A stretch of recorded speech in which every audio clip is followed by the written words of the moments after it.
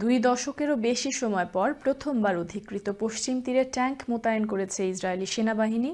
রোববারের এই ঘটনায় সেখানে চলমান সামরিক উত্তেজনাকে আরও বাড়িয়ে তুলেছে। ইসরায়েল বলছে তারা পশ্চিম তীরে তাদের সামরিক অভিযান সম্প্রসারণ করছে এবং কিছু শরণার্থী শিবিরে আগামী 1 বছর পর্যন্ত সেনাদের রাখা হবে। দেশটির প্রতিরক্ষা মন্ত্রী জানান, সেনাবাহিনী পশ্চিম তীরের উত্তরে 3টি শরণার্থী শিবির থেকে ফিলিস্তিনি বাসিন্দাদের উচ্ছেদ করেছে এবং তাদের ফিরে আসা রোধে সেখানে সেনা অবস্থান বজায় রাখার নির্দেশ দেওয়া হয়েছে। বিবৃতিতে তিনি বলেন, এ পর্যন্ত 40,000 ফিলিস্তিনিকে জেনিন, তুলকারেম ও নূর শামসের শরণার্থী শিবিরগুলো থেকে সরিয়ে দেওয়া হয়েছে, যা এখন বাসিন্দা শূন্য।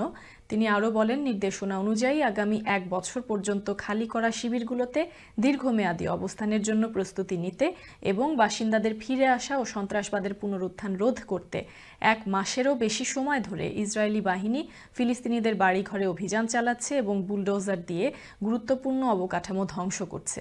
এই অভিযানগুলো মূলত জেনিন ও তুলকারেমকে ঘিরে চলছে।